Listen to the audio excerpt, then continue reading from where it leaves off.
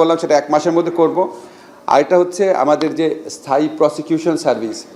একটু আগে আমাকে সরওয়ার বলছিল বাংলাদেশে এমন একটা সিস্টেম, আপনি দলবাজ না হলে অ্যাটর্নি জেনারেল অফিস হোক আর পাবলিক প্রসিকিউশন সার্ভিসে হোক, সেখানে আইনজীবী হিসেবে নিয়োগ পাওয়ার সুযোগ খুবই কম। তো আমরা এটা চাই, এটার সলিউশনটা হচ্ছে স্থায়ী প্রসিকিউশন সার্ভিস। এটা নিয়েও আমাদের এই দেশে বহু বছরের ঐক্যমত আছে।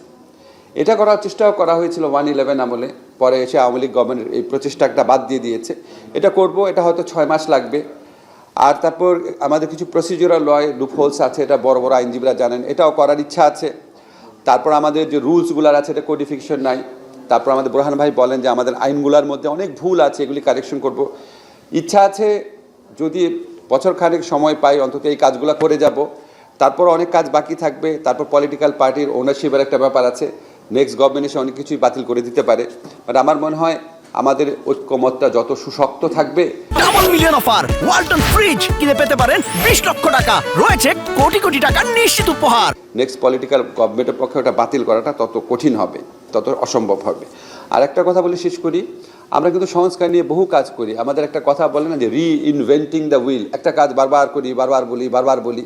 আমার মনে হয় কি আমরা একটু অ্যাপ্রোচটা চেঞ্জ করতে পারি, আমরা কি একটা ট্র্যাক রেকর্ড করতে পারি, এই বিষয়টা নিয়ে এত বছর যাবত কথা হচ্ছে, এরপরে এই উদ্যোগ নেওয়া হয়েছে, এরপরে এই উদ্যোগ নেওয়া হচ্ছে, এটা করা দরকার, এত মাসের মধ্যে করা দরকার, এইভাবে করা দরকার।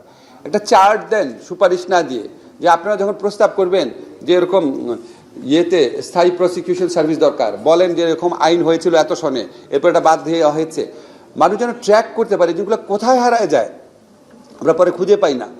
তো আমার মনে হয় সংস্কার যতই মানে বহুল চর্চিত এবং অনেকাংশে অ্যালার্জিক একটা শব্দ হয়ে যাক, সংস্কার ছাড়া তো আমাদের গতি নাই। ঠিক আছে, সংস্কার নিয়ে জিল্লু যেটা বলেছে বহু কাজ হয়েছে, একমাত্র জাতীয় সংস্কার পার্টি গঠন ছাড়া বাকি সংস্কার ক্ষেত্রে সমস্ত কাজই হয়ে গেছে। সেই পার্টি করার একটা চিন্তা, হ্যাঁ খুঁজে দেখতে হবে। সংস্কার পার্টি কিন্তু এখন হয় নাই, করা যেতে পারে বোধ হয়। যাই হোক, আমার মনে হয় সংস্কার ছাড়া তো আমাদের গতি নাই। রিকনস্ট্রাকশন বলি, তারপর রিফর্ম বলি, যেটাই বলি না কেন, এই সিস্টেমটা ভাঙতে হবে, এই সিস্টেমটা ভাঙতে হবে। আমি আপনাদের একটা কথা বলে শুধু শেষ করি, বাংলাদেশে 1972 সনে একটা রক্ষা কবচ রাখা হয়েছিল উচ্চ আদালতের স্বাধীনতার জন্য।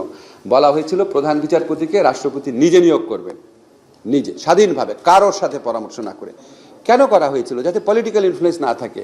তো আমি যতবার কনস্টিটিউশনাল ল ক্লাস নিতাম, আমি আমার স্টুডেন্টকে জিজ্ঞেস করতাম, তোমরা কি কেউ বিশ্বাস করো রাষ্ট্রপতি স্বাধীনভাবে প্রধান বিচারপতিকে নিয়োগ দেয় নাকি প্রধানমন্ত্রীর কথা অনুযায়ী দেয়? আজ পর্যন্ত একটা স্টুডেন্টও বলে নাই যে রাষ্ট্রপতি স্বাধীনভাবে দেয়। তারা সবাই, কোথাও লেখা নাই, কিন্তু প্রত্যেকে জানে এটা প্রধানমন্ত্রীর ইচ্ছাই দেয়। আর প্রধানমন্ত্রীও ওনার ইচ্ছা অনুযায়ী যেন দেয়, এই জন্য অত্যন্ত অনুগত ভৃত্য শ্রেণীর লোকদেরকে বাংলাদেশে রাষ্ট্রপতি বানায়, যাতে ওইটাও এনশিওর করার জন্য, অথবা ওনারা রাষ্ট্রপতি হওয়ার পর ভৃত্যে পরিণত হন। তো এটাকে আমাদেরকে অ্যাড্রেস করতে হবে। এটা লিগাল লুপহোলসের মাধ্যমে করার, আমরা অনেক ভালো ভালো ল করতে পারি। আমি আরেকটা উদাহরণ দিই যে আমরা একবার ডক্টর কামাল হোসেন স্যারের সাথে মালদ্বীপে গিয়েছিলাম। মালদ্বীপের কনস্টিটিউশন দেখি পৃথিবীর শ্রেষ্ঠ কনস্টিটিউশন, পৃথিবীর সবই আছে ওর মধ্যে, কিন্তু ফাংশন করে নাই। তো আপনি যত ভালো আইন, যত ভালো সংবিধানই বানান না কেন, যদি প্রতিষ্ঠান গড়ে তোলা না যায়, আমাদের যদি সংস্কার মানসিকতায় যদি পরিবর্তন না আসে, তাহলে এগুলি সাস্টেইন করা কঠিন হয়। এই আলোচনাগুলো সেই মানসিকতা গড়ে তোলার জন্য অনেক বড় ভূমিকা রাখবে।